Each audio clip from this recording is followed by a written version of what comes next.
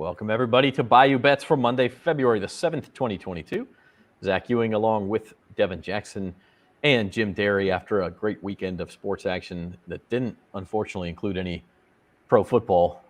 We're not counting the Pro Bowl. We'll talk more about that briefly, but it's a great weekend of sports. Saints fans got some bad news last night. Alvin Kamara arrested on suspicion of battery in Las Vegas after the Pro Bowl. We could talk a little bit about that. We'll talk some golf. We'll talk some basketball. Lots to get to on the show today. Just a reminder, Bayou Bets is brought to you by the Caesars Sportsbook, and we've got lots of action to talk about at Caesars. We've also got a special for you. Go to NOLA.com/Caesars and collect your $300 free bet just for betting $20 today. NOLA.com/Caesars or the promo code NOLA300. So, guys, the weekend, some ups and downs, I know, for betting and for sports. Jim, what was the highlight of your weekend? You not being able to read the teleprompter. What do you mean? I think you're having a little trouble. Devin, you noticed that? I was looking for the promo slide. Devin found it. I didn't know where it was. I'm just trying to make sure you're there all right. Okay. I had a menu closed that I shouldn't have had closed. I didn't know if you just got flummoxed so bad from our best bets weekend, which was awful, or what. But I'm Ron Burgundy. I don't know. Yeah, I put it on the teleprompter. He's going to read it. I used to say that all the time. Don't put it on there if you don't want me to read it. Look, it was a weird weekend for me. That first weekend after football's over, because, I mean, the Super Bowl's, it's fun. We'll make prop bets. We'll have fun betting. We'll watch the game.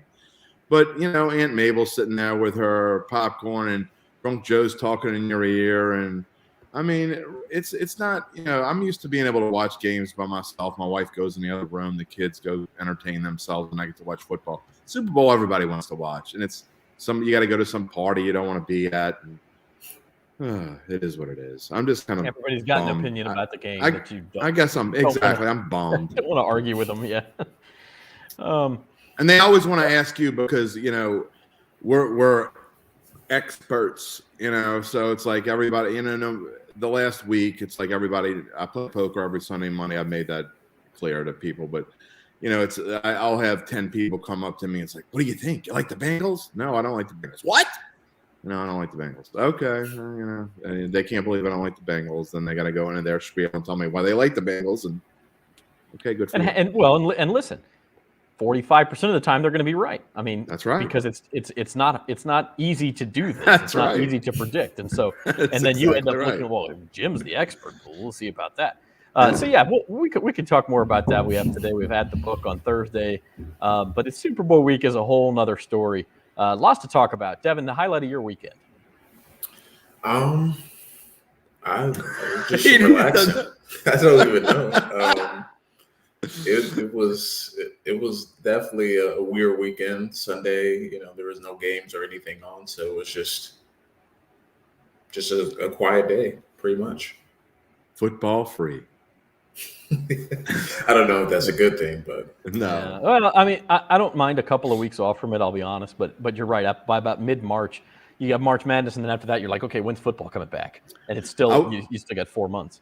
I will say this, kind of off topic, but the highlight. I never really told you what the highlight of my weekend was. I called I do play-by-play on the side, and I had a game Saturday that had the number one team in Division I against the number one team in Class 5A. We can get into the whole split thing on another show, the split between public and private schools and high schools. But St. Paul's and Zachary, what a game. I am talking basketball, boys basketball. St. Paul's led throughout the game against a Zachary team that's probably the best team in the state. And Zachary wins it on a buzzer beater, a 3.23-foot shot that was outstanding, and it's all over Twitter if you want to see it. But that was certainly the highlight of my week, and I enjoyed that more than any other thing I saw on television all week. That was pretty good. Tim, by the way, we're not going anywhere. We're still here. Monday, and At the Book on Thursday is year-round. Well, I believe it's 50 weeks a year. We're going to take a couple of weeks off in the summer, but that's it. So we'll be here. Keep tuning in every Monday, every Thursday at 4 o'clock. The fantasy roundup is actually back tomorrow. We need to talk about that at 3:30. We're going to talk some Super Bowl props with Spencer the Guru, and some other daily fantasy type things you can do during the Super Bowl. So it's all fun. Before we get to the Super Bowl, though, let's talk two things. Number one is the Pro Bowl. And Jim, you've made it very clear you don't watch the Pro Bowl. You take pride in the fact that you don't watch the Pro Bowl. Well, Didn't watch single play live. Devin, did you watch any? Nah, I haven't watched in a couple of years. If you like football, and if you really like football like we do, the Pro Bowl it's just not football. It's not.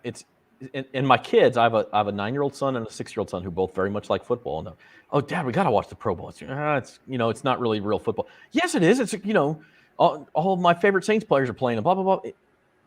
Okay, I'll turn it on. So I turned it on. I watched 3 drives. The first ended in a Kyler Murray pick 6. Where have we seen that before? And I think it was what's his name for the Colts? Leonard. Darius Leonard. Darius Leonard intercepted it and returned it for a touchdown. Very, very little attempt to tackle the guy after he intercepted. No attempt. Yeah, there was the some extra point. The extra point was even funnier because I did see it on tape delay when I was at poker. We took our break and they go to kick the extra point, and Cam Jordan goes, "Yay!" Like doesn't even try to, doesn't even jump, just raises his arm. And the next drive, Dalvin Cook gets a carry, and he breaks into the second level of the defense. And you're going to get to see something here. They blew the whistle before he's even touched. I guess my point is, if we're going to have a Pro Bowl, I'm fine with naming Pro Bowl players and giving them bonuses and all that, and making it a recognition thing. But if we're actually going to play the game, we got to do something. Make it flag football. Just absolve all pretenses. Make it flag football, and then maybe the guys will be competitive because you can actually stop somebody without worrying about injuring them, and you can we can actually have a fun game. But this stuff where it's half tackles and half the whistle's blown and the refs aren't really sure when to blow the whistle and nobody's really sure when to go hard. It's a total my 6-year-old could see that it was a farce. It's terrible. We could do what Bud Selig did and say this time it counts, and whatever conference wins the Super Bowls at the host as the home site of the conference winner. Man, I'm completely being facetious. Yeah, I don't know what you do though, but I do like the NFL is trying to promote flag football for youth because they're trying to delay the time that you get into full contact because of head injuries and other things. Wait until you're in 8th grade, 9th grade before you play contact football. So they're trying to promote flag football anyway. Seems like a perfect solution to me. If you guys have something else, speak up. Yeah, don't play it. I feel about the Pro Bowl the way Devin feels about Thursday Night Football. Well, the extra week they added to the game. Take out Thursday Night Football. Players might be a little bit happier. But make them play hard in the Pro Bowl in exchange? They got to put some sort of stakes on the line, I think, for it to matter at all. And I don't think money or anything like that is going to motivate them. It has to be something I agree. Long. I won't say long term, but further than that moment, because these guys are happy to have a little vacation, but they're not trying to. They don't have anything to prove. I have an idea. Go ahead. I have an idea, Zach and Devin. Whatever conference wins, the MVP of the Pro Bowl, that team gets the Jets pick. Ooh. What if the Jets get it? They get 2 picks? Then they get, you give them a compensatory pick. Or and this is actually kind of fun. Now that we're in a 17-game season, the conference that wins the Pro Bowl, that conference gets to host the 17th game next year. I like that. That's a good idea. The AFC hosted all the extra games this year, and it's the NFC next year, and it's just going to rotate. Well, just an idea, Speaking of that, did I read that the Saints got hosed? They got to play in London. It's their home game. One of their home games, and supposedly it's going to be a divisional game. So now they already got screwed out of last year out of a home game and had to play the extra game on the road. And now, so next year they're taking a home game from them. That makes 0 sense. Yeah, I think every team's got to take a turn with a home game in London, and it might just be their turn. But yeah, They just played one a few years ago. I thought that was a road game. Yeah, against they're Miami. a road team against the Dolphins. But that's, I mean, again, we can go on and on. The Saints have bigger problems, and it has to do with the Pro Bowl as well. That's true. It's not going to matter. Yeah, Alvin Kamara arrested last night in Las Vegas. The whole thing is weird, and if you haven't read the details, I encourage you to go to NOLA.com/Saints and look. Amy Just has been all over this story. The police report from Las Vegas, exactly what happened. There's a lot of sort of down and dirty details in these allegations. He hasn't been charged with anything yet, although I believe he's due in court like right now, and so the charges could be coming out any minute. But basically, Alvin Kamara was arrested on suspicion of battery with substantial bodily injury. I think I have the wording on that right. If I don't, I apologize. It's not quite right, but that's the gist of it. And it's a felony in Nevada, and it carries with it a possible prison sentence of up to 5 years. Obviously, we see these things get pled down all the time. He could plead guilty to a lesser charge, get some deal where he avoids jail time. It's not good. It's not good no matter how you put it. Basically, what happened was he and a group of friends got into an argument with a gentleman outside of an elevator, turned into a brawl. The guy was punched 24 times and kicked 33 times, according to the police report. 8 of those punches, approximately 8, came from Kamara, including 3 after he was already on the ground. It's not good. It's not good. Whether it's not good, hey, he made a stupid mistake while after drinking, or whether it's not good, he committed a felony, I'm not sure, but it's not good. It's not good in a multitude of ways. I mean, you're talking about, I mean, you can't, they're not going to plead down to where he's not going to get jail time, I wouldn't think. And I mean, I haven't seen the video, so I'm going by if the video's not public. It's just what the police said right. So in the video. So yeah, if what I'm reading from police reports is true, and he kicked a man after he had been punched and knocked down to the ground, even if for some reason you're claiming self-defense, I mean, I'm not a lawyer, but I can't see. I mean, it's pretty tough to beat that. And honestly, you know, feelings about your home team aside or whatever, I mean, there's no defensing that whatsoever. And we have seen the NFL come down hard on these kinds of things. So even if he doesn't see jail time, which to me, again, if what I read actually happened and video shows that what is said happened, I mean, you're talking about a year suspension. Yeah, and it could be, and it's going to be a difficult thing for whoever the Saints' new coach is to deal with too. I mean, you already are going to be breaking in possibly a new starting quarterback or bringing Jameis Winston back from injury, and now you may be without your star player. Why do you think? I mean, either one of you can answer this question because I can't. Why do you think they let him play in the game? Well, that's another one of those details that is really, really interesting / disturbing. And so this incident occurred allegedly at 6:30 a.m. Saturday, Las Vegas time. The man did not call police and give a statement until 5:50 p.m. Saturday. So there was a 12-hour delay right there. But then Kamara was not questioned and arrested until after the Pro Bowl, almost 24 hours later, which like 5 o'clock Las Vegas time, Sunday. So I don't know, number one, maybe the man was so badly hurt he couldn't call for the first 11 hours. I don't know. But then why would there be another 23-hour delay after that before they question Kamara? That doesn't really add up to me. And like you said, they let him play in the game. I mean, they knew where he was. They could have arrested him before the game. Exactly. So and not made a public spectacle of anything. You could have gone there 2 hours before the game, for him to get there, or go in the locker room and can we talk to you outside? And you're going. I mean, by the way, I want to clarify something. I do not believe Kamara was alleged to have kicked the man while he was down. I'm reading straight from Amy Just story, which again, NOLA.com if you want the details. Based on surveillance video obtained by police, Kamara was not the first person to throw a punch. After the first punch was thrown, Kamara allegedly joined in and punched the victim several times, according to the report. The victim moved back as Kamara continued to punch him, according to the report, and shortly thereafter lost consciousness and fell to the ground. The victim, in his interview with police, remembered being punched and kicked by multiple people before falling. According to the video obtained by police, Kamara continued to punch the victim 3 more times while the victim was on the ground. The 3 others police said were involved joined in and began stomping on the victim's face, chest, and legs. So, again, the video is the key here. You got to figure out exactly who did what, right? Was it, and you're splitting hairs. I mean, they're all guilty of something if this is proven to be true. But who threw the first punch? Who actually threw the punches that caused the damage? I mean, those are questions we don't have answers to, and they'll be hashed out in court, obviously.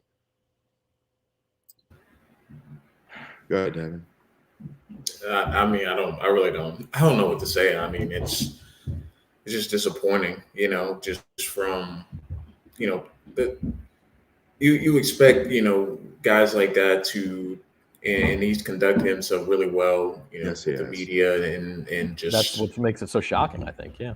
Yeah. So it's kind of hard to, I guess, you wrap your mind around him being in that type of situation. So obviously we're going to wait for the details to continue to come out, but it's not a good look, just in general, just to be involved in something like that, while you're at the Pro Bowl too as well. So it's just disappointing all around, and it's not good for the Saints either. They just finished up a 8-hour interview with Eric Bieniemy yesterday, and then that came out like right after with the reports of that. So Saints just aren't in a good situation right now, just in general. No, and again, we don't know a lot of details. This thing is changing literally by the hour. He's supposed to be in court this afternoon, which is when charges may or may not be filed. Then he's due back in court, I think, in March. I mean, if charges are filed, and so there's a lot going on here that we don't know. But again, there is video of the event, and Kamara basically admitted to hitting the man. So in his interview with police, and so it's not a good situation no matter what. So we did want to get that out of the way. We'll continue to follow it. We think the Saints may have a new coach this week. Jeff Duncan reporting possibly as early as tomorrow. We could hear the Saints' new coach, whether it be Dennis Allen, Eric Bieniemy, Aaron Glenn they interviewed, Brian Flores they interviewed, and Darren Rizzi was the other one, their special teams coordinator. So those are the 5 who interviewed and have not yet taken another job. So could be one of those. In the meantime, of course, it's Super Bowl week, and this is a sports betting show, and so we're going to kind of awkwardly transition here on Bayou Bets from that to the Super Bowl. And, of course, we know the line. The Rams, 4.5-point favorites here against Cincinnati. The total is 48.5. Those numbers have kind of changed here and there. I know the line went down to 4 for a few hours at one point over the weekend. Now it's back up to 4.5. Jim, we were talking earlier today, and it sounds like this is sort of setting up as a pros versus Joes for you a little bit with Rams and Bengals. I think there's no doubt about that. I think that's clear that it's going to be. And this is one of those situations where if you like the Bengals, you need to jump on it now because that line is not going to go up any higher. It's going to be 4.5, and I would be willing to bet by Sunday. You might even get lucky and get a 3.5. I don't think it'll go that low, but it wouldn't surprise me if it did. I would be surprised if it doesn't go to 4. So if you like the Bengals, now's the time to bet it. If you like the Rams, wait till Saturday or Sunday morning.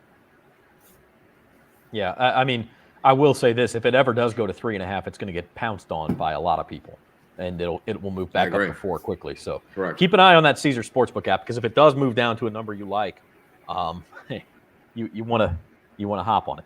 So I'm more inclined to, and then we can get into we're going to get more in our picks on Thursday, and I still haven't finished my handicapping, but that number's weird. I'm more inclined to probably just, if the money line gets down to like 170, I'd be more tempted to take the Rams there on the money line because weird things can happen. I've made it clear that I've got a lot of futures riding on both sides, so I'm not going to bet a whole lot on totals or money lines or spreads. I'm probably going to put most of my money that I bet on this game on props. But I think the Rams money line, if it gets down to like 170, you can get a real bargain. Yeah, and maybe even at minus 180, minus 190.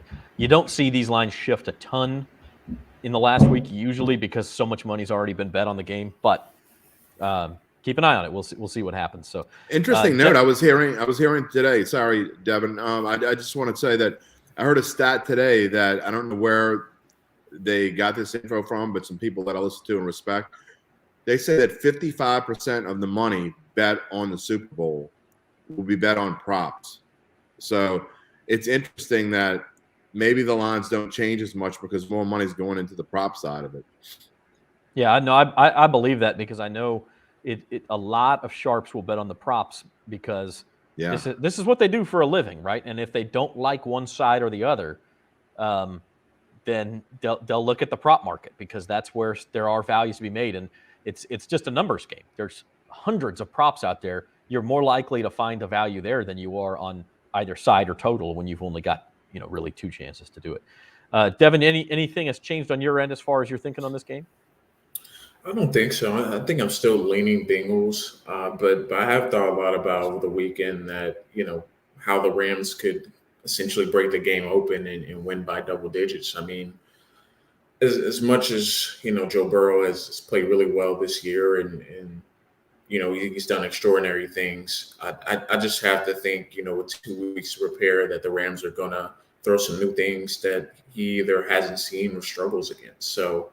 I'm still leaning Bengals for now, but I think over the course of the week, as I kind of think more about the game and the possibilities of it, it may flip to the Rams because I just think they're the better team in going into this game, and I trust their coaching a little bit more in terms of what their defensive minds and what they all have going for them this year, and how they were able to stifle their opponents that they play this year as well. I mean, you look at the 49ers and Bucks game. I mean, their defense dominated. So I'm getting a little worried about the Bengals in terms of how they're going to prepare and if they're going to have a really good game plan going against the Rams because Burrow can be great, but I just worry about how they're going to be able to handle the constant pressure he's going to be under again.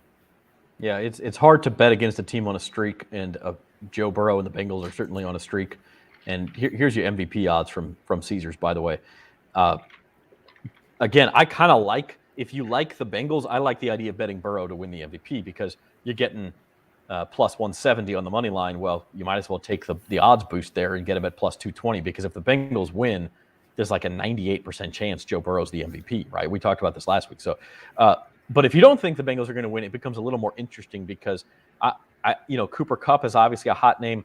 And I look at a couple here too, guys. OBJ and Aaron Donald are both lower odds than I originally would have thought, 16-1 and 18-1. And that makes me think that maybe some money has rolled in on those guys. If you see a strong defensive performance, could Aaron Donald be the first defensive MVP since his teammate Von Miller won it for the Broncos in Super Bowl 50? And then OBJ, I mean, we talked about this last week too. The secondary receivers have a big opportunity in this game as well. If you like Aaron Donald, bet it now. It's already at plus 1,200 on MGM, so it's dropping. So I think there are a lot of sharp money's probably come on that bet. I think I saw Von Miller at like 40-1, and I think you can pick a couple different defensive players and put a little bit of money on them. I think there's a very decent chance that a Rams defensive player wins the MVP because I really, we've said it before. And if Tennessee was able to sack Joe Burrow 9 times, forget about that the Chiefs weren't able to do it. That doesn't matter to me. I think the Rams are going to be all over them in this game.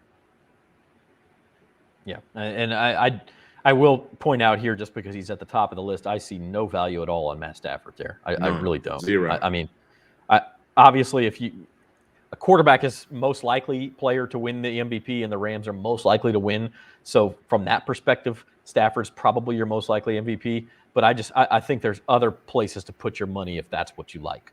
Yep. You could bet Stafford over 1.5 touchdown passes over his yardage prop, whatever. Do a same game parlay with the Rams to win.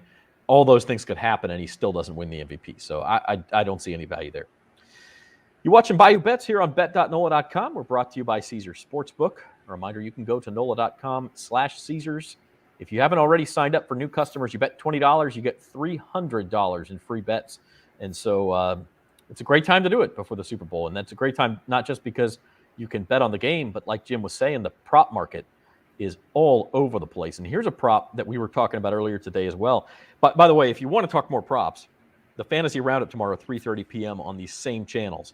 Spencer and Jim and I, we're going to go through every prop you could think of. I mean, we're going to talk everything Super Bowl prop bet related. So tune into the fantasy roundup tomorrow. But I picked out a few for today that I know we had talked about.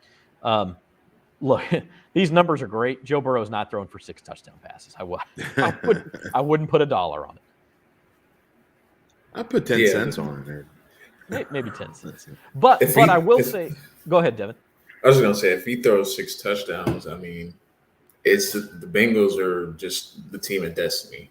It just has to be. I mean, I would be floored if he got more than like 3 or 4 in this game. But 6, I just can't see it. And I mean, and that's why that's why it's 80-1. I mean, I will say this, however. He's only thrown for 4 touchdown passes once in his career. That was in week 17 against the Chiefs in that, the game where they had that crazy comeback. He obviously played very well against the Chiefs in the second half last week too. But to me, there's a little bit of a discrepancy here, and I don't want to sound like the bad guy who doesn't like Joe Burrow because I think he's a great player. But if you're looking at the odds of him to throw 4 touchdown passes at 8-1 or 0 at plus 850, I think there's a much better chance he throws for no touchdown passes than 4. 100%. I do. I'm all over that. Against the Rams defense, I mean, I don't think. I think there's a decent chance the Bengals don't score a touchdown. Period. Do I think it's more than 50-50 he doesn't throw a touchdown pass? No. I mean, if I had to guess, I'd say he throws 1 or 2. But there's more than a 12% implied probability there on plus 850 that he doesn't throw any. He didn't throw any against the Titans a couple weeks ago. Bengals still won the game, but again, we're talking about the pressure that he's under. I just think it's real easy in the prop market to get starry-eyed and say, Joe Burrow's been playing great, man. Give me 4 touchdown passes. Hold on. He's done that once in his career. As good as his career's been so far, he's done that once. But there isn't a square on the planet that is going to bet the 0 there because the casual bettor, they just go and they bet with their hearts. Or they I like that, Marianne. She's proven our point. I want to bet that y'all are wrong. And I get it. I think it'd be great if Joe Burrow threw 4 touchdown passes. I'm just looking at it from a mathematical perspective. I'm not laying 8-1 on that. No, I mean, it doesn't make any sense to. But, I mean, it just, look, I don't think any of us are rooting against Joe Burrow. Like I said, I have futures on both, so I win no matter what. I don't care. I honestly don't care who wins the game. I mean, I guess in my heart of hearts, I'm rooting for Joe Burrow to win. It would be fun. It'd be fun for the area. It gives us some rooting interest in the grand scheme of things. Saints fans hate the Rams. I get that, the no call, blah, blah, blah. But for me personally, I'm cashing a ticket either way. And so it makes it a lot easier to look at it objectively because I don't really care. So, I mean, prop bets are going to be my thing. And I see Joe Burrow it's not going to be Joe Burrow's fault. I think his O-line is just, this is as bad a matchup as he could have probably asked for. I mean, they'd be better off playing Green Bay here. Yeah, and I want to correct myself, by the way. He has thrown for 4 touchdown passes twice. It was in back-to-back weeks. It was against the Ravens and Chiefs. The Ravens game was the one where he threw for 500 and something yards, epic performance. But the Rams are better defensively than both of those teams. And this is not even necessarily an indictment of Burrow as much as I think his offensive line is going to have real trouble with that Rams defensive line. And that we saw it in the Super Bowl last year. Patrick Mahomes, the most talented quarterback on the planet, had huge problems because his offensive line had some injuries, and they were completely overmatched in that game last year. And so that's where I look at that and think, again, not rooting against the guy, but if I'm looking at value, I'm looking at what the stats tell me. Jim, how many more times are we going to hear that you're cashing either way? Oh, plenty. We got to emphasize. Listen, we'll get to daily best bets later. We got to. Let me just ask you, and I mean, you could call it tooting my own horn if you want. It takes a lot of luck. There's a lot of luck involved in it. But I bet 4 futures, and I bet the 2 biggest ones hit. I mean, that happens once every decade if you're lucky. I mean, even if you're good. I mean, to even have 4. I mean, 3 of my final 4 were in the championship round. So I mean, it's fantastic. I mean, you can never do that. It's also a lot of luck. Yeah. No, I mean, it's like doing your bracket and getting your final 4 correct, and one of them's a 6 seed and another one's a 3 seed. I mean, I think I've only predicted the final 4 correct maybe 3 or 4 times in my life. And a lot of times those are the brackets where you're like, oh, I'm going to fill out an extra bracket that's just crazy, and that's the one that ends up being great. So, yeah, I mean, there's luck involved, but yeah, you're not going to get answer the big next question. You're going to hear it a lot all week long. If you don't like it, don't listen, because I don't get a chance to do this very often and say, hey, I was right. So you'll hear it on Datitude tomorrow. You'll hear it probably on Bayou Bets on Thursday, and you'll hear it on Datitude again on Friday. I was thinking about this, question. Jim. When you're going hot like you are now, we're going to call you Jim Derry, and when it goes the other way, we're just going to reverse it and call you Dim Jerry, and that's going to be. You sound like you've heard that before. Well, I've heard that before, and you'd be surprised since my email address is jderry at The Advocate, and it's always been jderry at something. How many times I get an email that starts off with, "Hey Jerry." Okay. You could call me lots of things. You can call me bad words. Just don't call me Jerry. Okay. All right. So now I open the door for you to call me Jerry. Yeah. It's settled then. A couple other LSU-related touchdown props that I wanted to highlight. Jamar Chase, minus 115 to score a touchdown, plus 470 to score 2. I mean, again, he's going to be on – Jalen Ramsey's going to be on him. So I don't know. What's the bet ticket 0? I do not believe – I did not see, at least at Caesars, where you could bet a 0 on Jamar Chase. That's a scammy. Because, yeah, I mean, you're right. If it was regular odds, you'd be getting 0 at either even money or maybe a plus 105, even a minus 105 maybe. And to me, that'd be – give me a 0. That might be the bet here. Yeah, I don't know. I mean –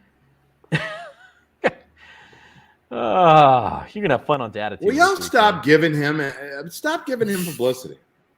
He's got enough. He's already his head's about. He's gonna have fun on Datitude this week. You got to tune into Datitude on Friday. Yeah, it's as big as this room right here. Stop giving him it. I love it. If I was going to bet a Jamar Chase touchdown prop, Devin, I like the bottom two a little bit. Mm-hmm. First Bengals touchdown. I mean, look, that's plus 350. Where to score the game's first touchdown overall is plus 650. Why is the Bengals one more than half? There's more value there for me. And then if you're going – like I think there's a good chance that if the Bengals win, Chase is a part of it. And so I like that bottom one too to get a touchdown and the Bengals win at plus 375. I kind of like the game's last touchdown as well, because if the game gets out of hand, obviously the Rams are going to play very soft towards the end of the game. So if they're down, if the Bengals are down a couple of scores, I could see a scenario where the Bengals drive down the field and they score a touchdown with like 30 seconds left just to, finish out the game strong. So I think that game's last touchdown is intriguing too, especially if the game gets out of hand. Maybe that's one to watch live betting wise, especially if the game starts to, go the Rams' way and the Bengals get down a couple scores late in the game.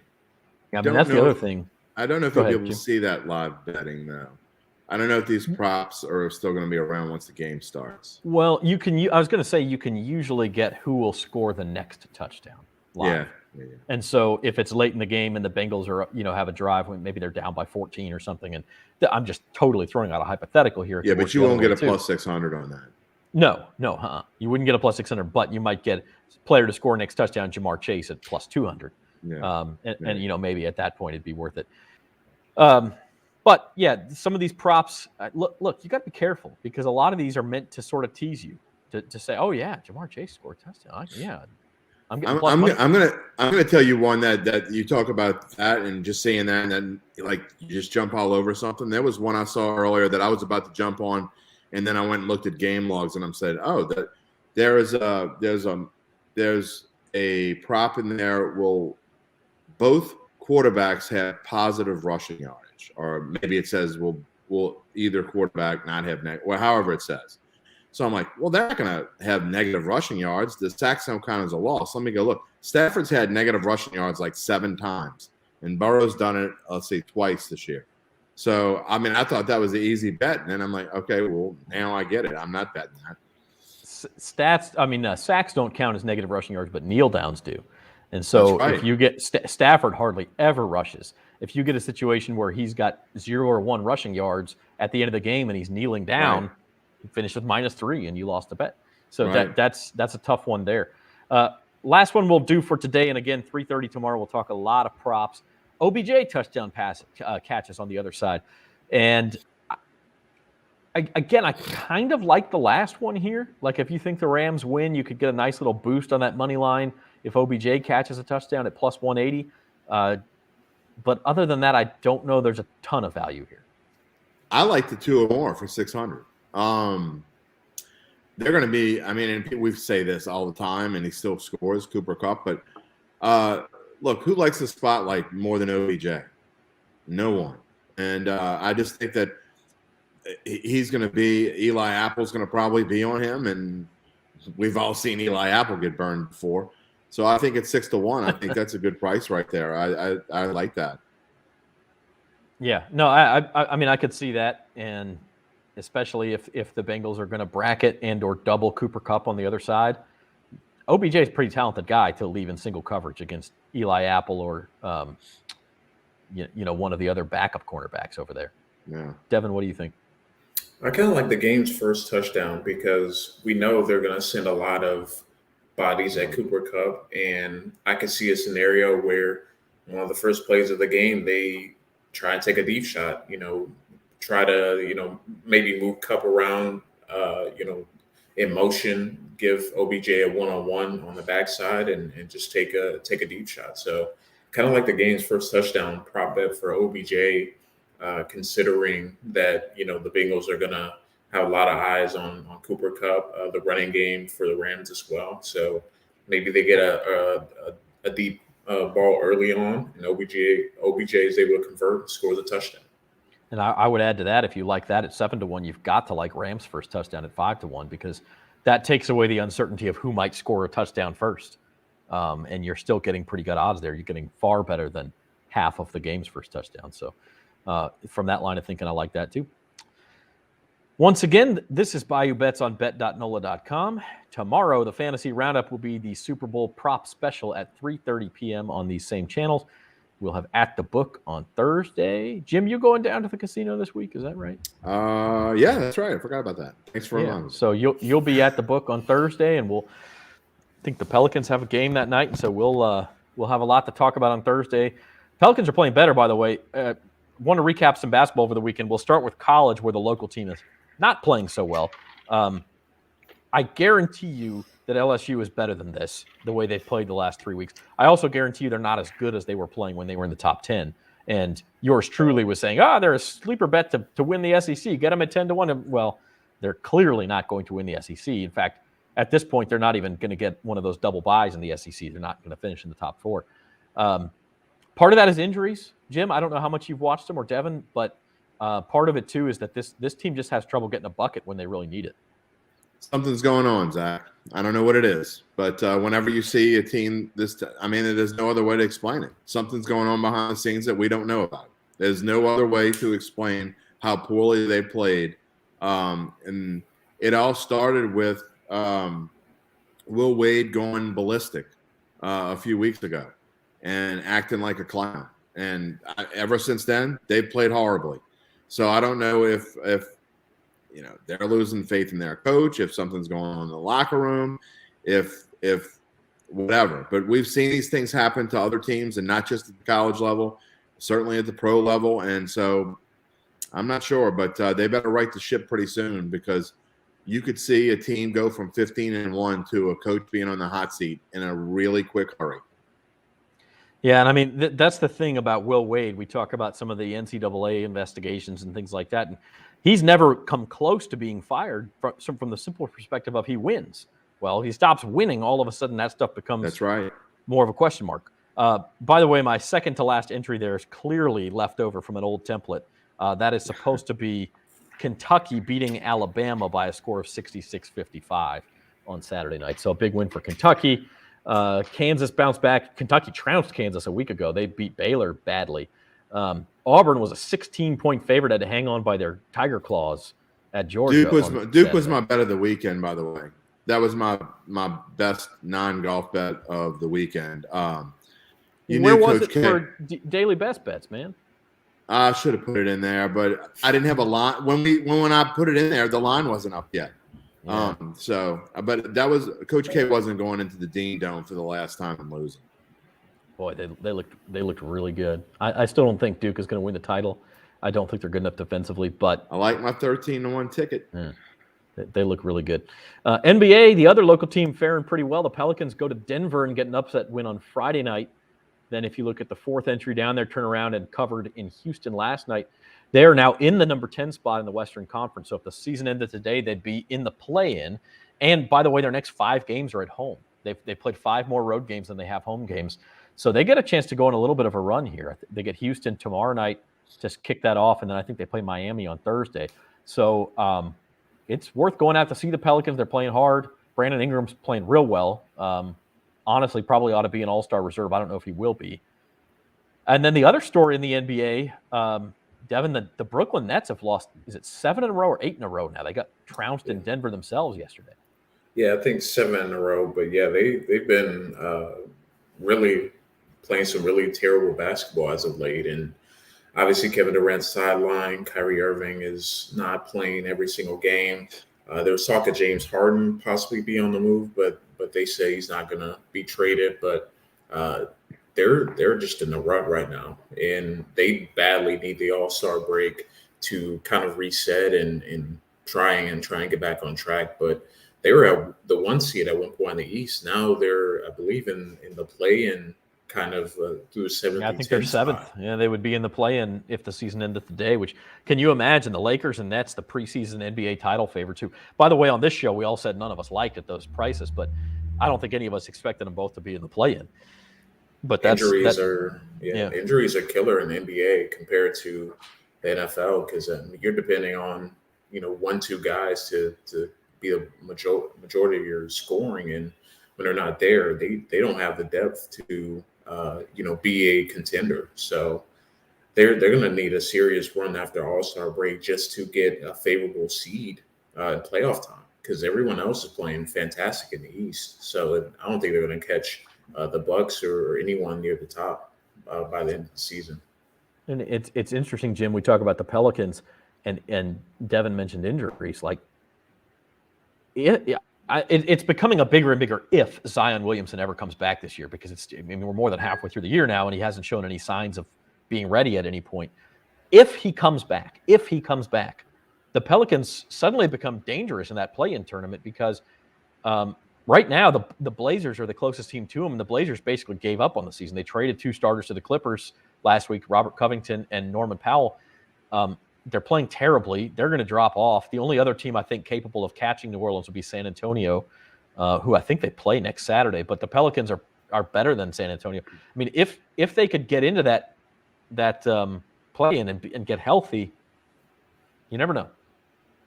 I got to be honest. I hope Zion doesn't come back. I think he's a distraction, and I like this young team the way they're playing. And it's like I said before, they were 3-16 or 3-19 or whatever it was. When people kept asking, "When's Zion coming back? When's Zion coming back?" Once they realized and got the word he's not coming back anytime soon, they started playing better basketball.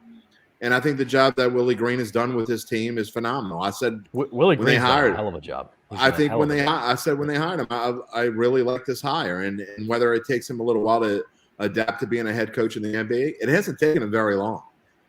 Because even they played well, even in like the games that BI has missed and Valanciunas has missed, they still played well. So I almost hope that he doesn't come back. So I don't know what it would be if and when he does, if it would be a distraction or if it would really help. How much would he play? Are we going to do what we did before? And he plays like exactly 4 minutes a quarter and all that just obnoxious stuff. So I like this young Pelicans team, and I'm okay if he doesn't come back. And if they get the play-in game and, they bow out early or whatever, and they find a way to come back and win like 32 games or something or 33 games, I mean, that would be quite an accomplishment for this team considering where they were. Yeah, and I mean, honestly, like if you look at their schedule, the January schedule was extremely difficult. They finished it only a couple games under 500. The February schedule is much easier. Yep. They got a lot of home games. We mentioned the trip to Houston yesterday. They got Houston again tomorrow. I mean, they have a chance to creep closer to 500. This team is 500, I believe, or maybe one game under when Brandon Ingram plays. They're like 2-12 when he's out, and they're 19-20 or whatever it is when he plays, or maybe it's 20-20 after. They're above 500. They're above 500 since their opening stretch of just abysmal 1-12. Yeah. So I mean, they're pretty good anyway. My answer to that is you always take more talent. I get what you're saying. I don't know that you want Zion to come back 3 days before the play-in tournament and try to integrate him, but if he could come back 3 weeks before the play-in tournament, maybe I think you take him 100% and just figure out the rotations from there, because the guy's far too talented, especially in the offensive end, to not help you. And if you're going to beat the Lakers or Clippers in a play-in, you're going to need him. Don't misunderstand me. I mean, if he could come back and play, great. But don't say you're going to come back and then maybe it's going to be next week, and then you start talking about it, and then you end up talking about it for 2 weeks, whether it happens or not, and then that's all the talk is about Zion. And it becomes and that's not Zion's fault. I'm not saying it is. That's the Pelicans, their messaging has been terrible on this. It really has. I almost hope they keep it a secret if he's going to come back, even if they know. At this point, I always talk about being transparent. Well, you haven't been transparent, so you know what? Just at this point, just keep it a secret. And guess what? He's coming back Friday night. Great. Can you imagine? That's what I hope they do.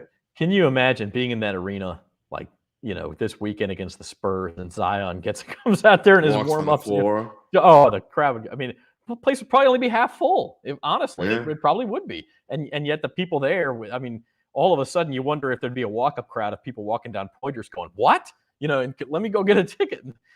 Anyway, speaking of things that probably won't happen, I don't know where I was going with that transition, but I want to pick the Band-Aid of daily best bets because they just haven't happened for us this week.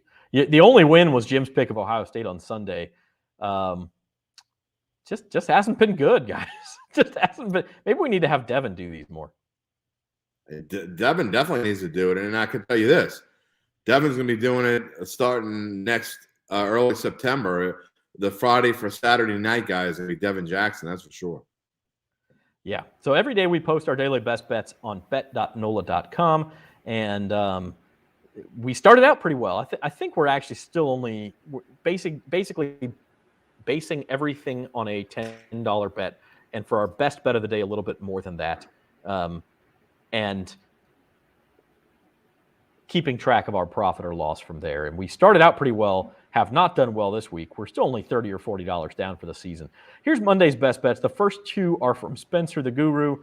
This is a Caesars odds boost at the top. Steph Curry and Devin Booker both to go over 19.5 points tonight is even money, and those guys both average about 26 per game. Now, I will say, with these prop bets, with these player prop bets, you have to look at the median and not the mean. You can't just say, they average 26 points, they're both going over 20. Boom. Well, Steph Curry's actually had, I want to say it's like 4 games in his last 10 where he has not gone over 20 points. So even though his average is way over there, he does have games where he doesn't. So this is not a sure thing, but I do like the value there, guys. Yeah, I like the value too. When you think about it, this is a big game for both teams, two of the best teams in the Western Conference. So you have to believe that, Steph Curry is going to show up ready to play, and he's going to, we assume that he's going to have a big night for them to win the game as well. Same thing with Devin Booker. I think both want to prove that they're the best team in the West. So I think that's a pretty good bet. Golden State is playing Oklahoma City, and Phoenix is playing Chicago. So those are the bets. Both teams favored by quite a bit. So you also run the risk of, hey, one of these guys got 17 points and their team's up by 25 points in the fourth quarter, and they just get the rest of the night off. So there's a little bit of risk there, but I do like the value at even money. Spencer took the Jazz over the Knicks as well. That line is 8 in a lot of places, but I believe it was at BetMGM. You could still get 7.5. So if you like the Jazz, shop around. And then I provided the last one here, guys. I like going off the board on some of this stuff. Canada-U.S. women's hockey at the Beijing Olympics. Canada minus 1.5 is plus 200.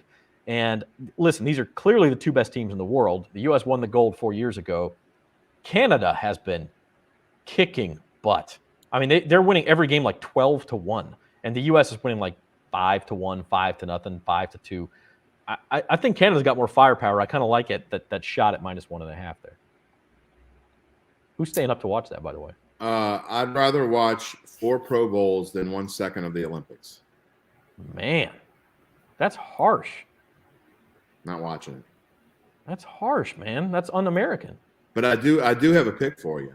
That's not on Best Bets.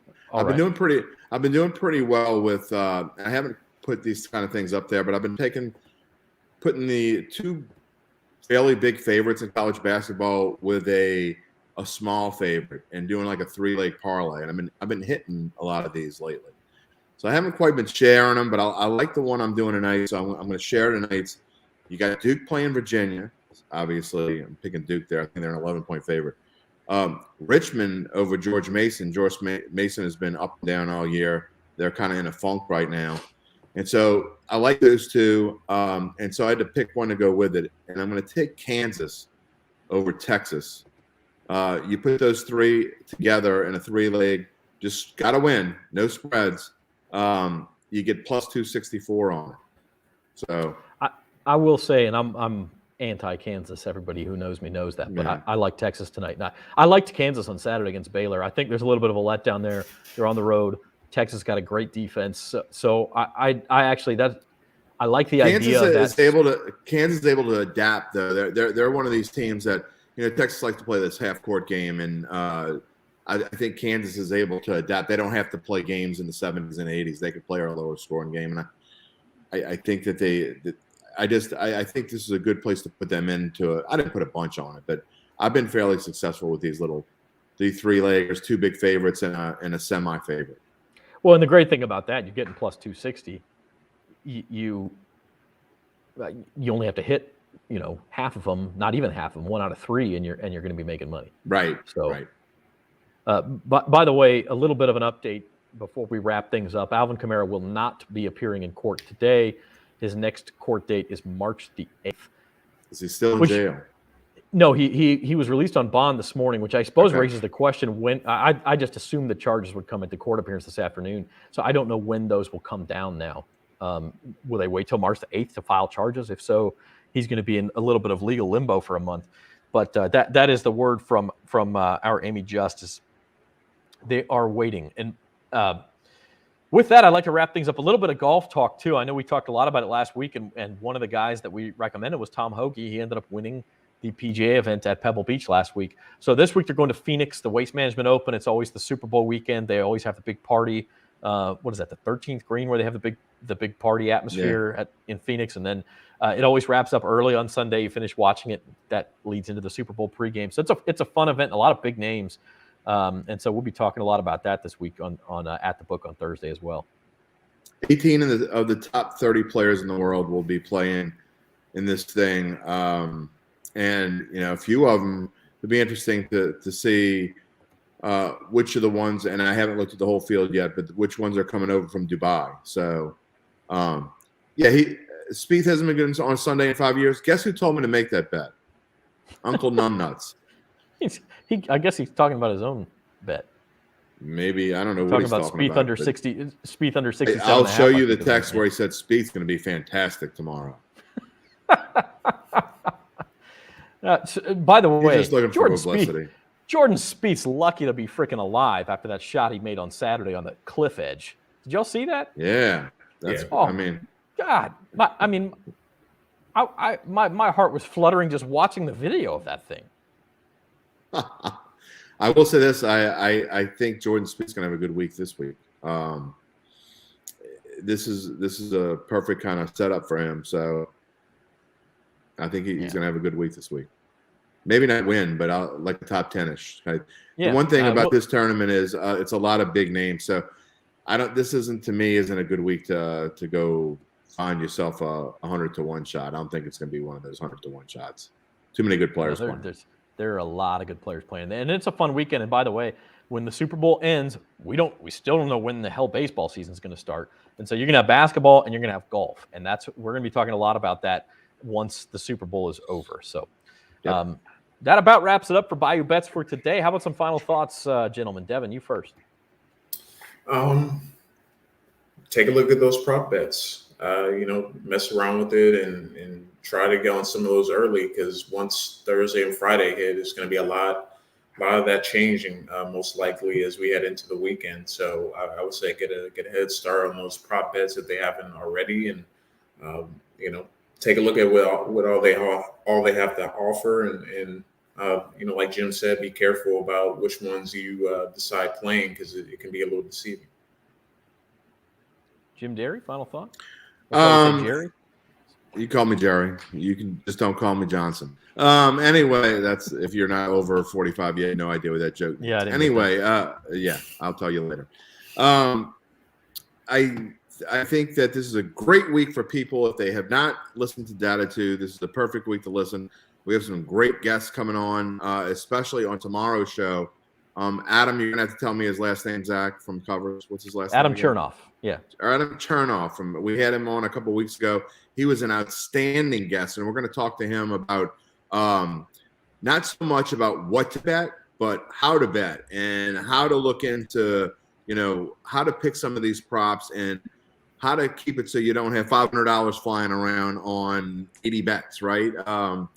And just his philosophy and his thinking on spreads and totals and all those sorts of things. It's going to be a good day. And then also later on in the show tomorrow, Trey Winga. We had him on last week. So just really excited about tomorrow's Datitude. Friday, I'm working on a big guest that is not Uncle Big Nick. He's getting like 4 minutes Friday. That's all he's getting. I can't. Give us a tease, though. What is it? Another media person? What are we working on? It is a media person, the local media person that I'm working on getting. I'll say it. I haven't confirmed it with him, but Mike Detillier is tentatively scheduled for Friday's show. He doesn't know 100% if he can do it or not. So we're working on that for Friday. But also, I'm going to probably have Duncan on again later this week when we know more about not just Alvin Kamara, but when we know more. I'm guessing we're going to have a Saints coach before Friday's show. I think we're going to have one tomorrow. I do. Yeah, might be. So there's a good chance. And we may do a special Datitude if it comes down to it. If we do get a Saints coach, we could pop in and do an extra one. So it's going to be a jam-packed week here on Bayou Bets. We're also talking about what prop bets we're doing and all that good stuff. Also in Datitude all week long. So check it out. Anywhere you go to listen to podcasts, you can find Datitude. You can also find it here on bet.nola.com. Yep. And for your run, for your drive, for your yard work, whatever you might be doing, podcast, fantastic way to do it. And the good thing about it, Zach, is when Uncle Big Nick comes on, you take your finger and you slide on that little button, you move it over like 5-6 minutes, and then you can just skip right over. My favorite thing to do is to put you guys on 1.5 speed. You both sound real funny. So that's my favorite thing. Yeah. Hey, my final thought is to tune in tomorrow if you want to learn more about the Super Bowl prop market. And by the way, Adam Chernoff from Coverage, your guest, will be great on props as well. But we're going to talk more about it with Spencer the Guru. He and I have some differing viewpoints on the way this game's going to go, so that'll make the show interesting. And Jim, I think you'll add something to it too. Yeah, Spencer might be thinking of this a little bit square, but as we said at the beginning of the show, sometimes square is right, sometimes it is. So this could be one of those cases. But we will be talking about that 3:30 p.m. tomorrow, the Fantasy Roundup, right back here on bet.nola.com. Until then, check out the Caesars Sportsbook, nola.com/Caesars. Get that $300 bonus. And in the meantime, we'll be back at the book on Thursday at 4 for our official Super Bowl picks, as well as our favorite props and some golf picks for that Waste Management Open. So for Devin Jackson and Jim Derry, I'm Zach Ewing. This has been Bayou Bets.